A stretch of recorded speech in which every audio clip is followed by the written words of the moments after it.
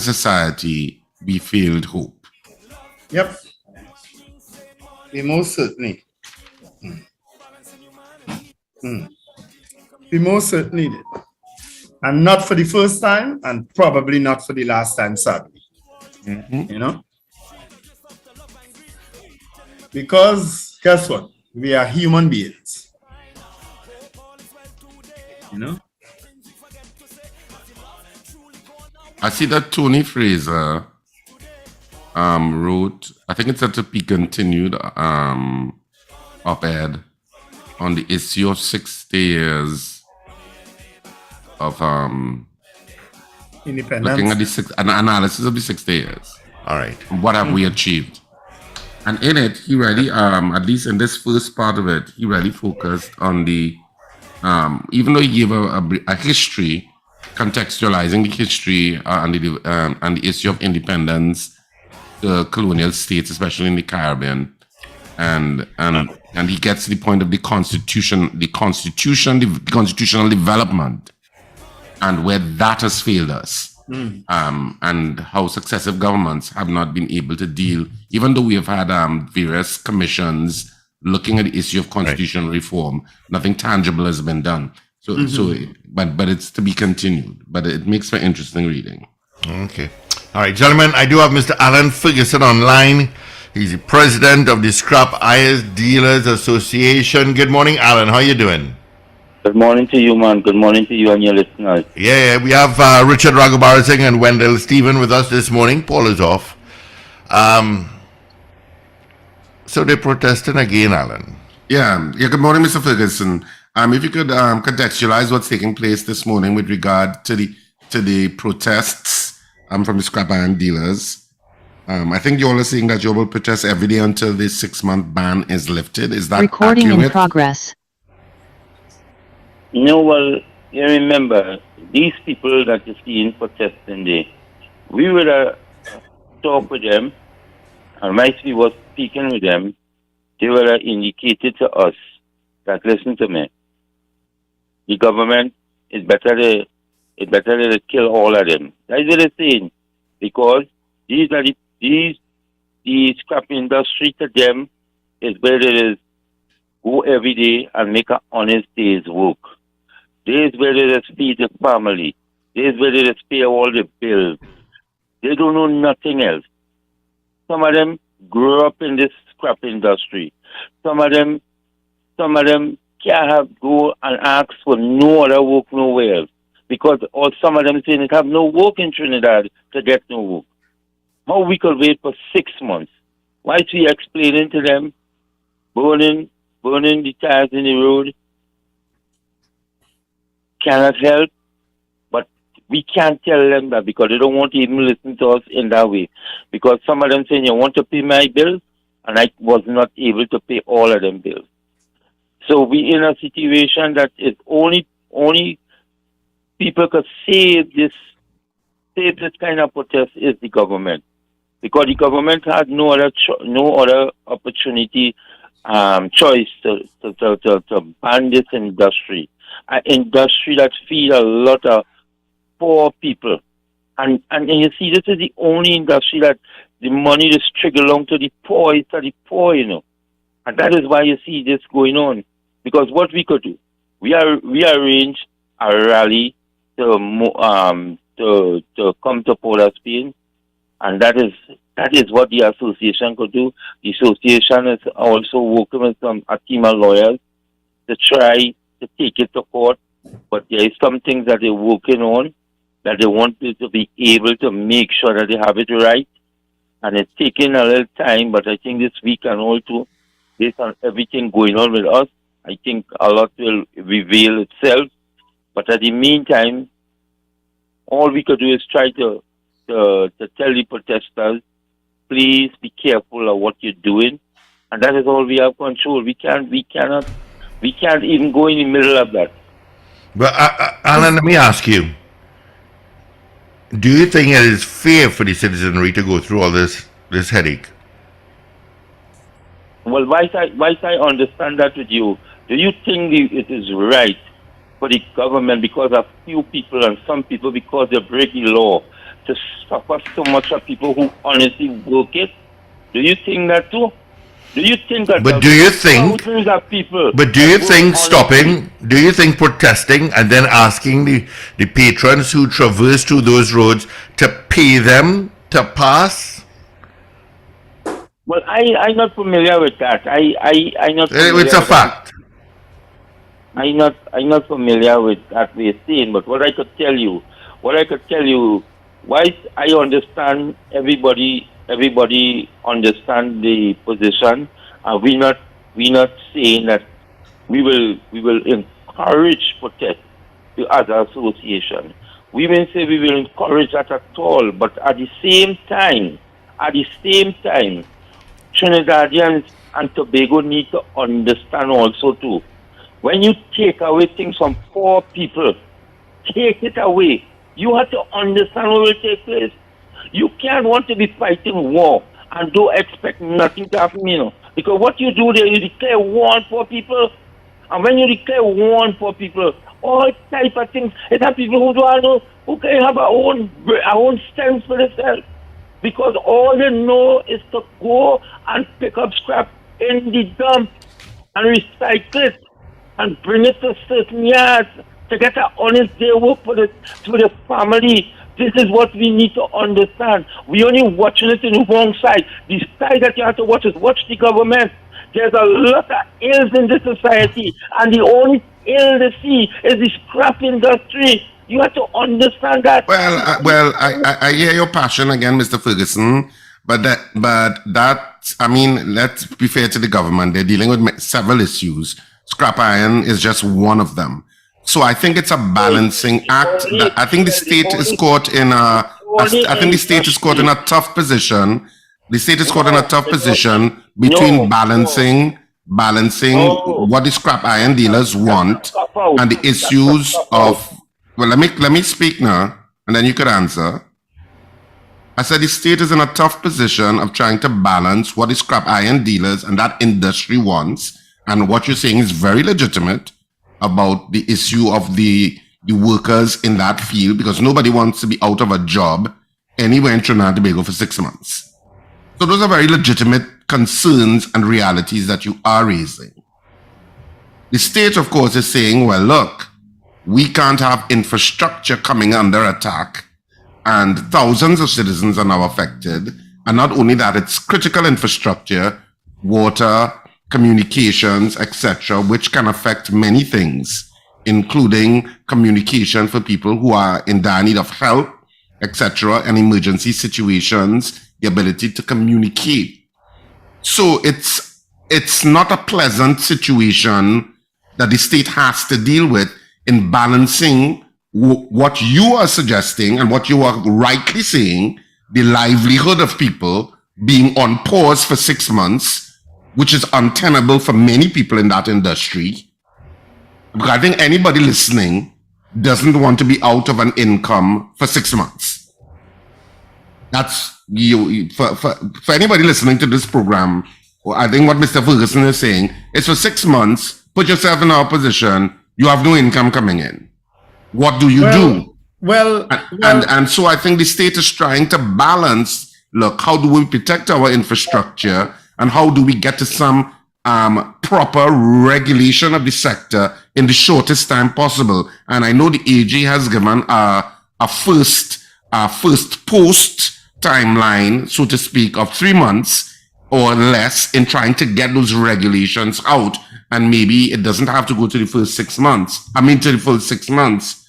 After all of this talk that I'm talking here, my question to you is, how involved is the scrap iron agencies or the scrap iron dealership association is in communication with the AG in terms of what those regulatory controls that they're planning to put in? Because that's what they're saying they want the 6 months for. They're saying is to put in those regulatory controls. And I know you have been at the forefront in advocating what sort of controls could be put in place.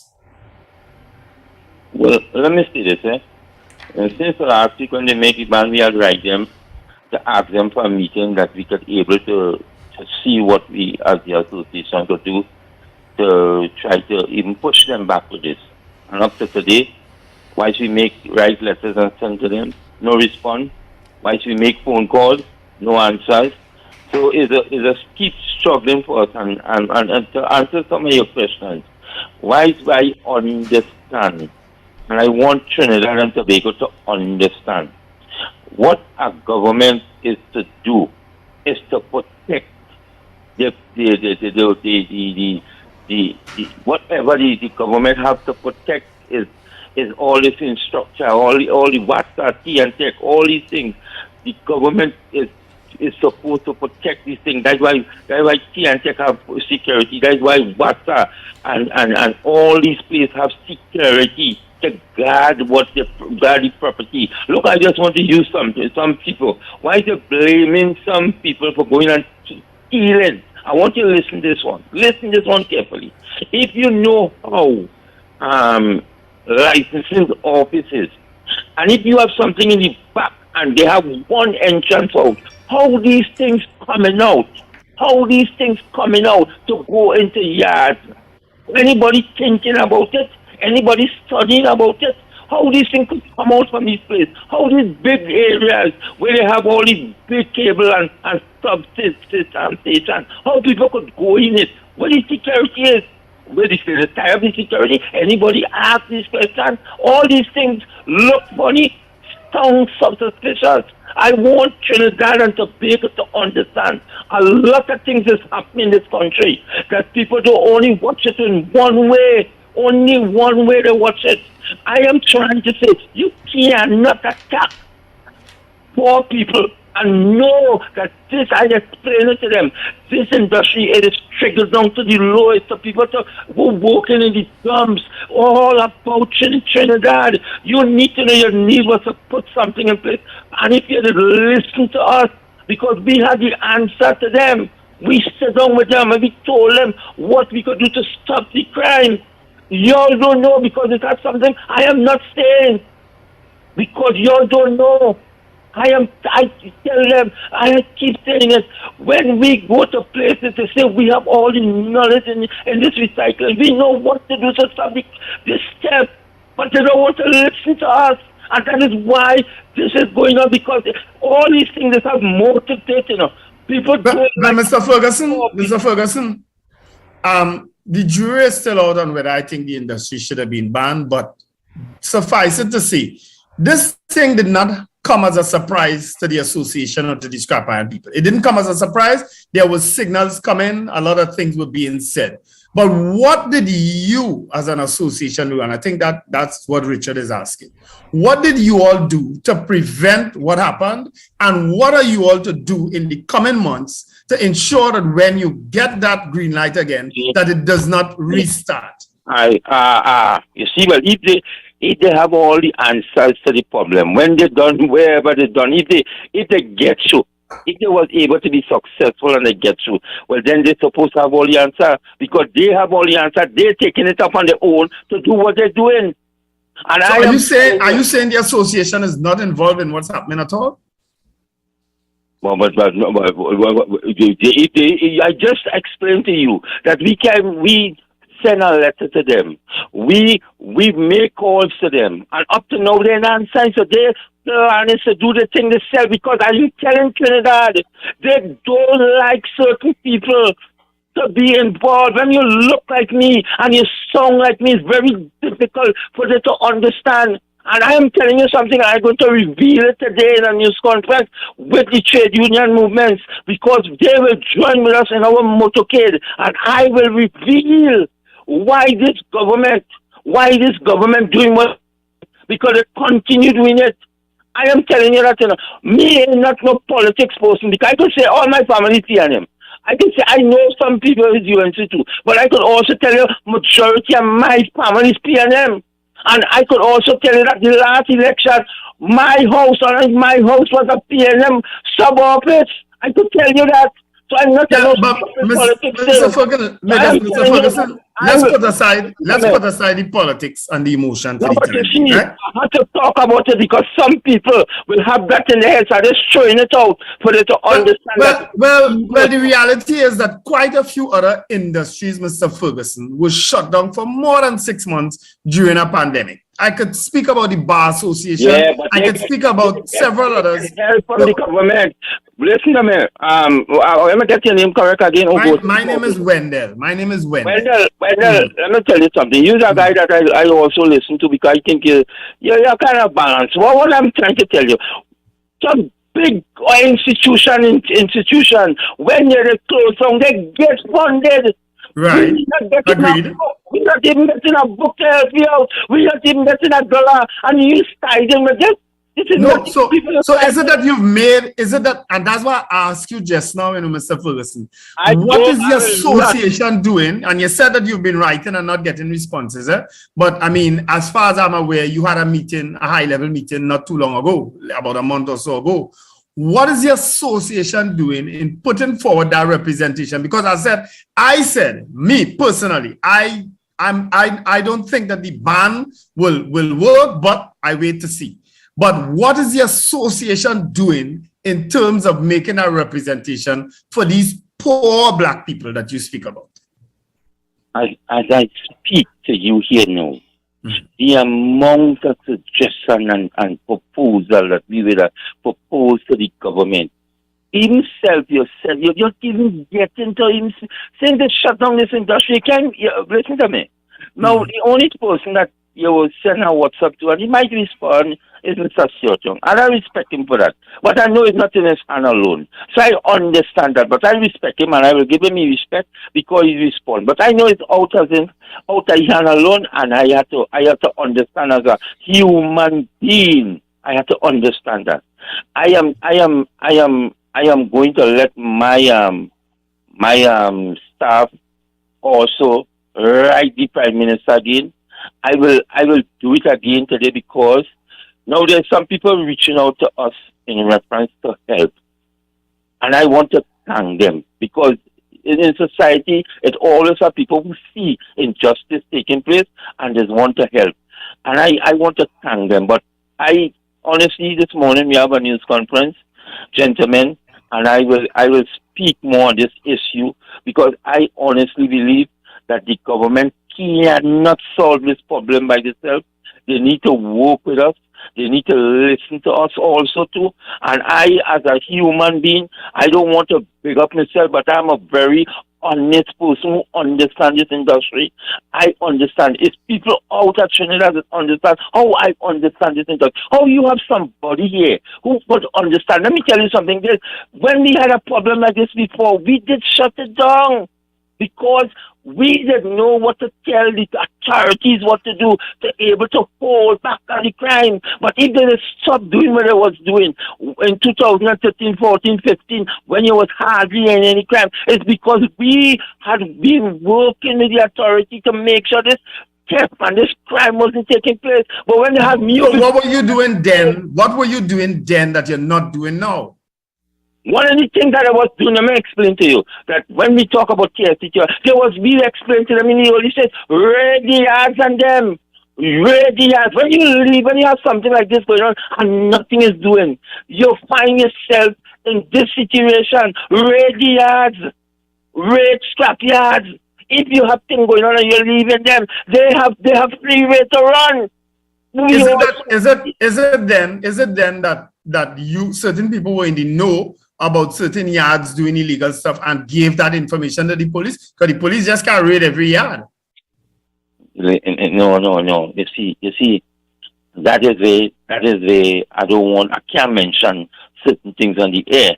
But I could tell you is that if you know what I know, you won't be saying that. So I cannot say because I also have to be careful with what I say. I agree. And have you told that information to the authorities? God, they get 100 information. They get it. Let me tell you something. Let me tell you one of the major problems that they don't even listen. I will tell you the big one. When the kind of people carrying out copper and certain things, it's very easy in what it's doing.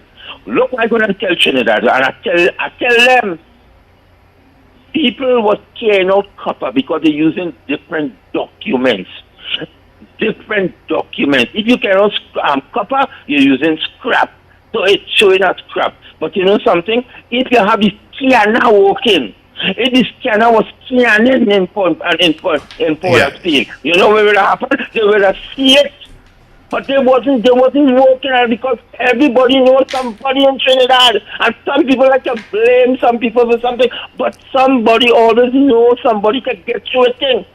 Right? And I could go on and say one more thing, they're getting through it, you know. But I had to cool down myself. I had to calm myself. Because when people tell me about this industry, I just get angry. You know why? I work hard to show them what we could do to solve the problem. And because some people don't understand, I didn't know, we face ourselves in a situation like this.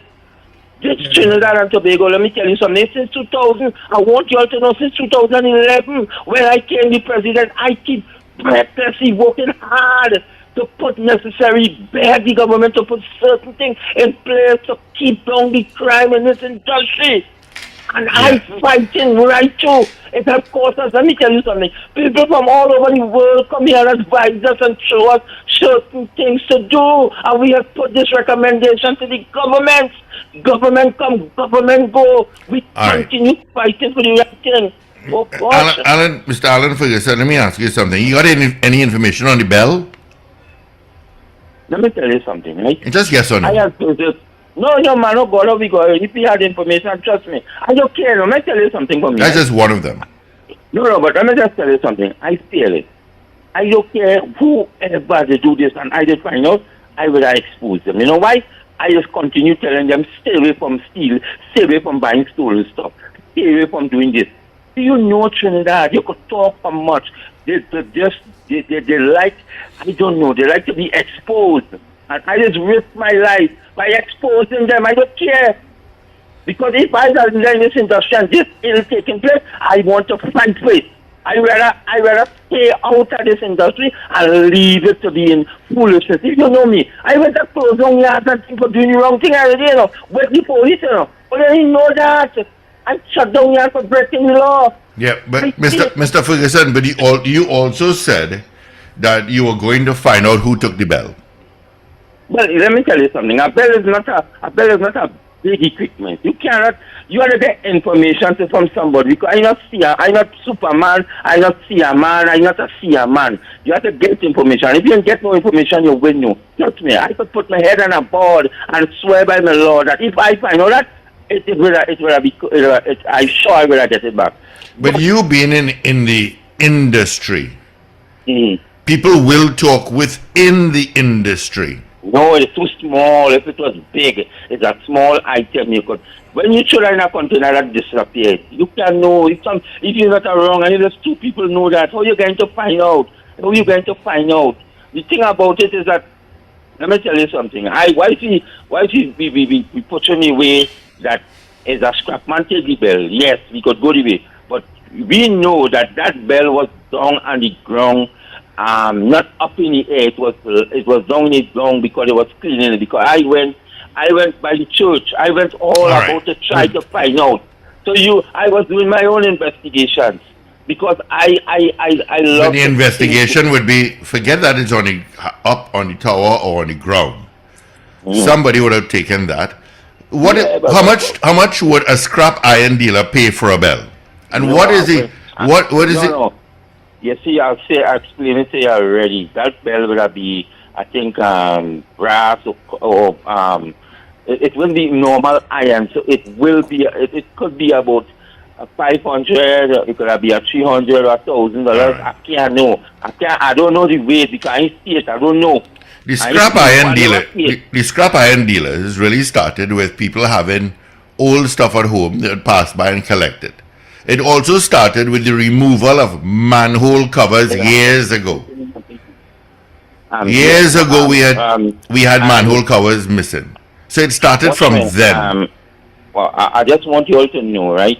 Now I take the interview and my struggle is always to try to be communicated with the media. That is my style. But I also cannot go for long because I need to wrap up in the next 5 minutes. All right. Because I have a news conference to go to. All right. All right. Yeah. So let's go back to the protesting. They are What is the average wage for one of the workers? and any wage. You know, Yeah, what is, are they paid daily? Are they paid Guaranteed, weekly? How much yeah. are they paid? Minimum wage? No, these people, most of them who protest in, 90% of them who protest in is people like van men who go out to the streets, go Yeah, to out collect the scrap iron. But there's no ban on that, is there, Mr. Ferguson? There's no ban on. There's no ban on that. Hey, all right, let me explain something to you. That is a total madness because nobody ain't going and buy and can't sell. Oh gosh, man. How a person going and buy and they can't sell? They might have two person might buy a little bit, but how long them could take up that for? They might just take up that for 2 weeks or 3 weeks. The most they could go with that. When you buy and you can't sell, I know the business. It's Yeah. not a business. You still didn't answer my question regarding how much they make per day, per week, per whatever.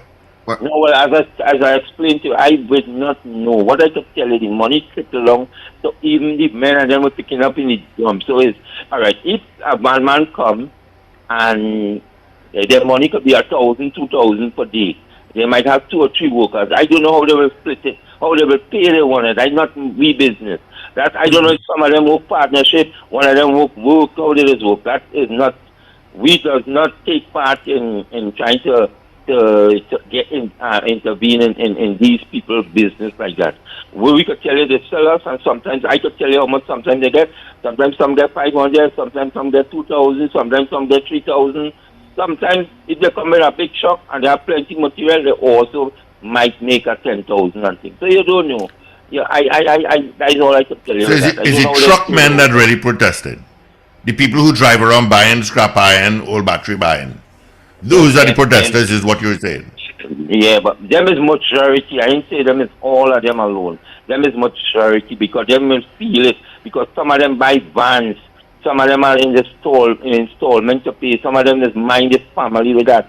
So them feeling it plenty. You know, don't mind. You know, let me tell you something. Yesterday, if I started in Kerry. Yesterday, I went to Point 14. Meet people from who is working the dumper. When you get them stories. When I leave Point 14, I have to go bar for Antina to listen a lot of fan men and all kind of things because I keep on moving all over Trinidad because I have to do this now because I have to tell them, I feel this thing is easy, but when you let it get to many of some people based on what the government do to them, trust me, brother, I cannot sometimes the amount of things they have to do, but I have to go now because I'm telling you all.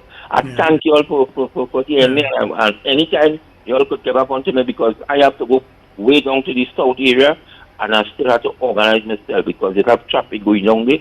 And I need Could we ask you one last question? You still didn't answer my question, eh? So Could we ask you one last question? Wait. Which question I didn't answer? go ahead, Richard. Could we ask you one last question? No, There was an article in the Sunday Guardian yesterday concerning the illegal trade in the scrap iron industry and linked it to the Chinese mafia and Venezuelan gangs. How true is this? And do you have any knowledge of what that article said yesterday? I know nothing. I ain't have see the article. I ain't read the article, but I know all kind of people come with all kind of fabrication. What Venezuelan mafia have to do with Trinidad? Will they bring anything here? It's a crazy law to bring in copper from Venezuela in Trinidad. So Well, I suggest you have a look at the article. Well, I know you have to go now, but I suggest you have a look at the article because it's one of the criminologists out of UE, Darius Figuera, who's talking about the Chinese mafia and their links to the scrap iron trade because a lot of the scrap iron is sold to China, if I'm right. No, scrap iron. Listen to me. The only thing they sell to China is copper and aluminum. We don't sell no scrap iron. Iron don't go to China. China will pay no money for no iron because of the taxes we have to pay if it's selling iron there.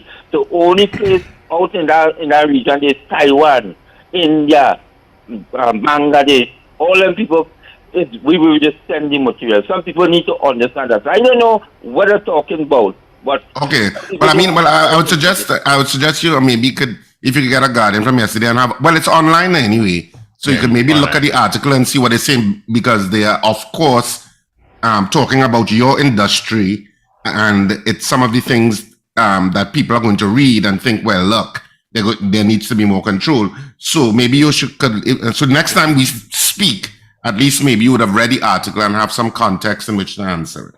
Yeah.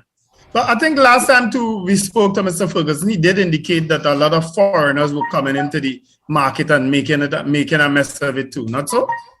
Yes. And you know something, right? You see, Trinidad and Tobago, if I tell you, we would have sit down with these foreigners in the Ministry of Trade. There was the center of the problem we was having, because we was having problem with them opening up yards. They came here to buy from us.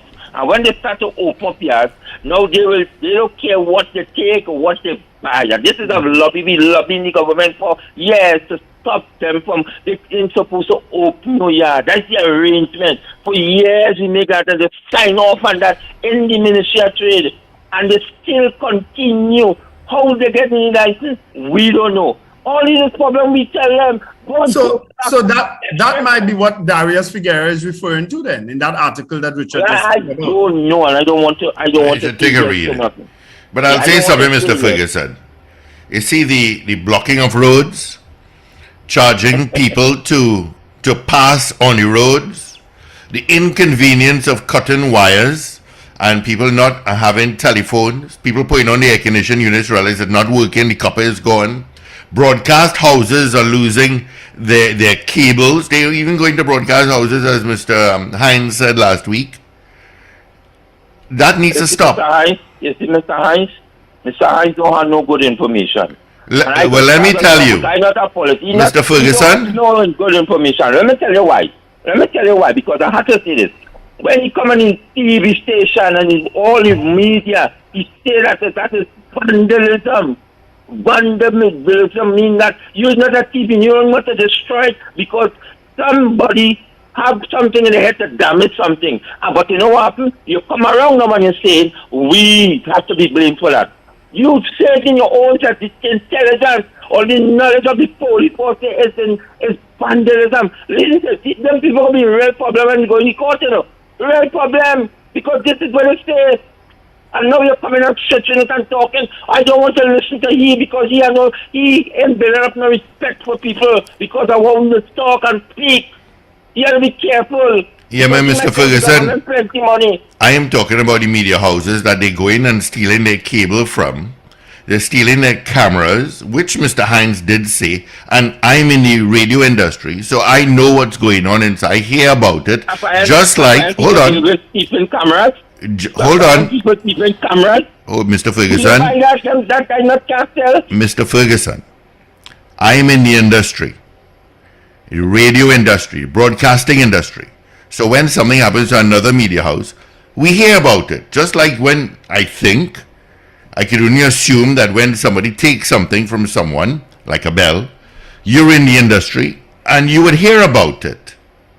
But when media houses go, and they keep going, they're taking the cameras, but I'll tell you something. Mr. Hines is absolutely right. There's nothing that he said in that last press conference that was wrong or a lie. So you could say what you want regarding Mr. Hines not having information. But I know for a fact that he has the information. Well, you know, let me say this to you, right? In 2019, a media leak from the Guardian saying that they have 40 people who there's no big involved in drugs. Why you don't go at them? Why they don't go at them and they have the information? They have the intelligence. Why they want to come at poor people? Because we feel that we can't fight for themselves, and when them could come and say something, their people will believe it. Because they have people who believe them when they talk. Why they don't go at the people that, the 20 people that the Guardian released in 2009 that involved in drugs? Why they don't want to talk about that? Why they don't go at them? But this morning interview. I want to thank you. Yeah, but this morning's interview is about the scrap iron dealers and the scrap iron guys. But that is why I just stay always. You see what happened to we here in Trinidad? Here what happened? The poor people kicking up the ball, in the playing field, we playing football with the high set of people. When we kick up the ball up the hill, the ball all have to do, they don't have to do nothing on top, you know. All you have to do is let the ball come back and score on me, and it continue like that. And that's why Lavantel will remain the same thing. The Beatum, the Sealers, and all these areas that poor people will remain the same way, because when it have people who have this kind of position like all, hey, they could do poor people anything, they could see things and do people and work more because they stay so. And that is why we asking poor people to come out Wednesday, come out, because when you hear my speech and talking about it, then you will know, yes, they attack poor people. People must come out to the motorcade. Come out to this motorcade Wednesday, 9 o'clock at the Barnlara Stadium. Please, Trinidadian, come out.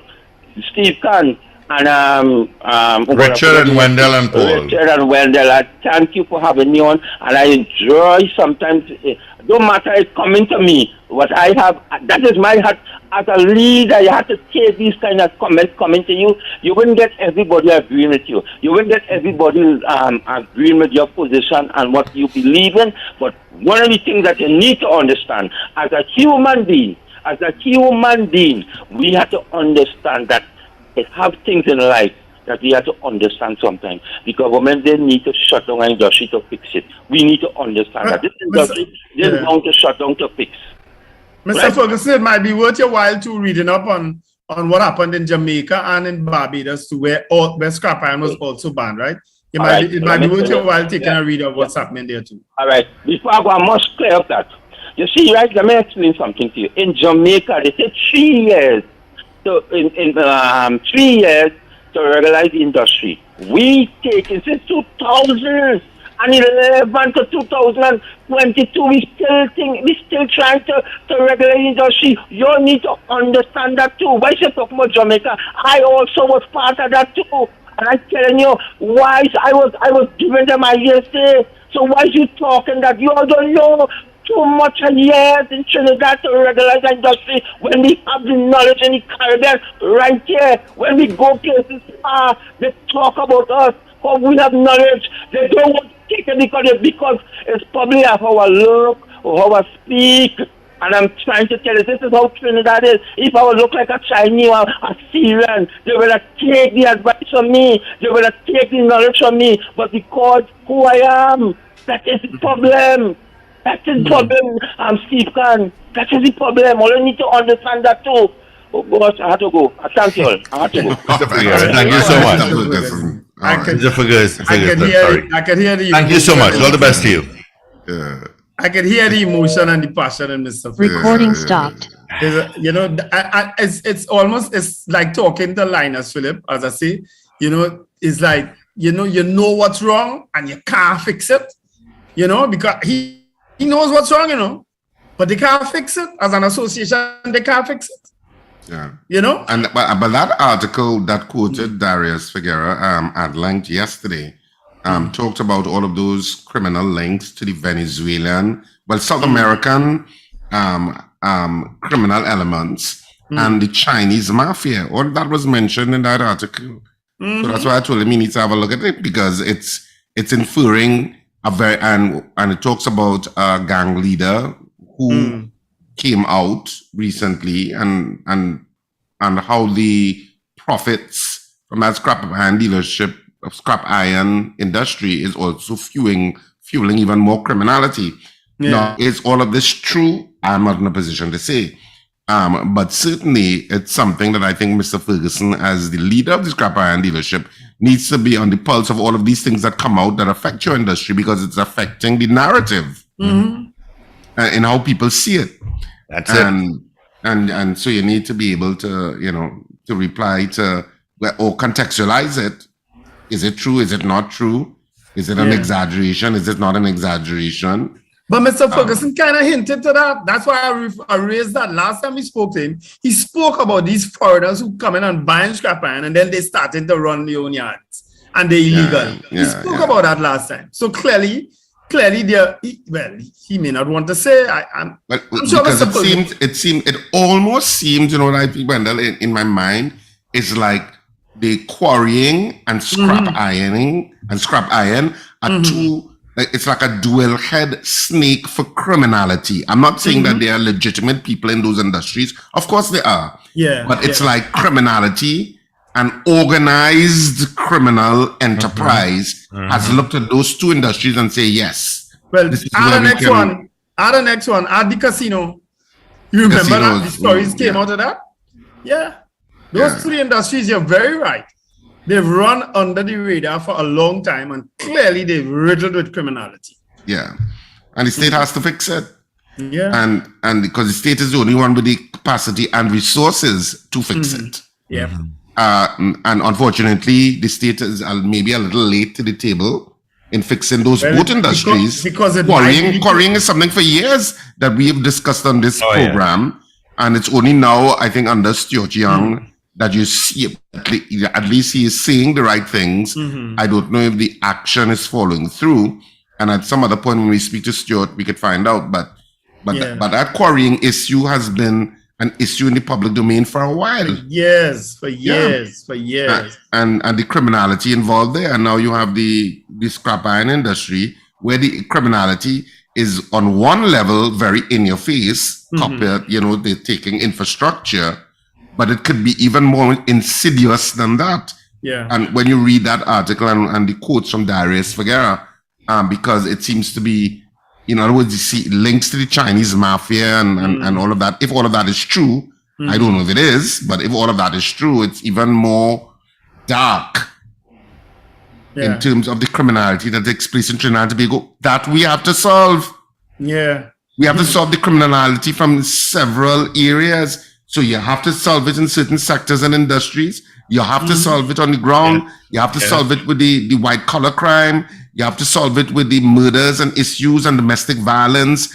You have to solve it with crimes against children. It's like a multi-headed hydra coming at you, and you have to deal with it. And we have to deal with it so the other generation isn't saddled with that.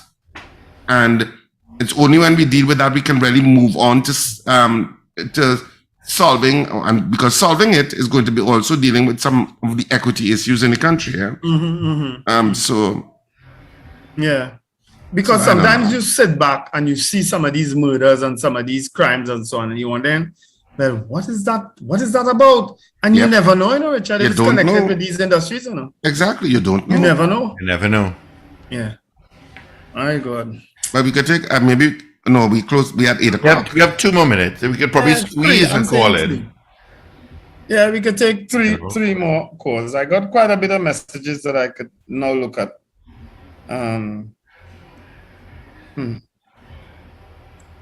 So we take some calls. Morning. We have to watch our 8 o'clock news. Yeah. Morning, Amjad. Morning, Adande. Morning, Double P.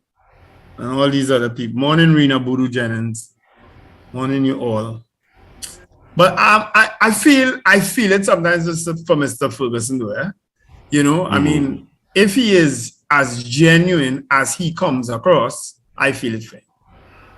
You understand? He is part of that hydra-headed monster, and he don't even know it. You understand? As head of that association, he is part of that hydra-headed monster, which is what happens in rogue policing too. You're right. part of it, and Let's powerless take to this do call. anything about it. Good morning. Good morning, gentlemen. Morning. I really was trying my best not to make this comment, but I always keep insisting on interviewing this gentleman. You all had the patience at Job, right? Because this guy needs to be a politician. He cannot answer a direct question with a direct answer, so he has to start off with, let me tell you something, and go into a whole different tangent before he answers a question. You are really good as talk show host. I don't know if any of you are qualified fall under the term journalist, but to really stand up and do an interview with this man repeatedly, all you're good. Have a good day, gentlemen. Well, that's our work, Not that we get paid handsomely for it, but that's we work. As we work. Internet radio has made our job a lot easier. But that's our job, to bring you the information as we get it, and even before you get it from another source. Because what we talk today, you'll read about tomorrow.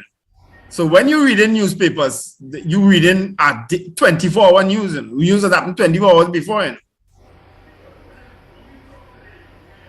Yep. Yeah. All right. As we're up towards our 8 o'clock news, I don't know, this, there's so many people are being inconvenienced. Telephone lines go down, air conditioners not working, bells missing, and you talk about poor people. That's a different story, There have a lot of poor people here. There are a lot of poor people, not only in the scrap iron dealer, apparently all people in the scrap iron industry are poor people, but there are other people that are poor.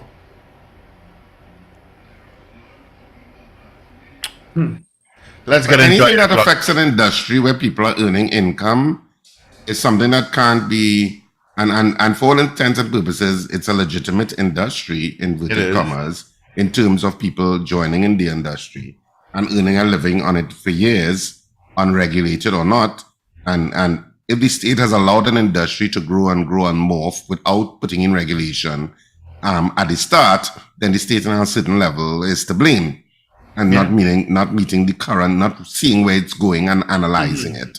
I have a message on our message board saying, are they paying taxes, NIS, health surcharge? Oh God! I'm sure they are. People ask all them. I don't know, I'm sure they are. I'm sure they are paying taxes. Plenty of them, I'm sure. Yes. Yeah, I'm sure they're paying taxes, the legitimate ones, because there is a licensing regimen, however rudimentary. So I'm sure they're paying taxes. Okay. Because they're companies, so they'll be paying company tax.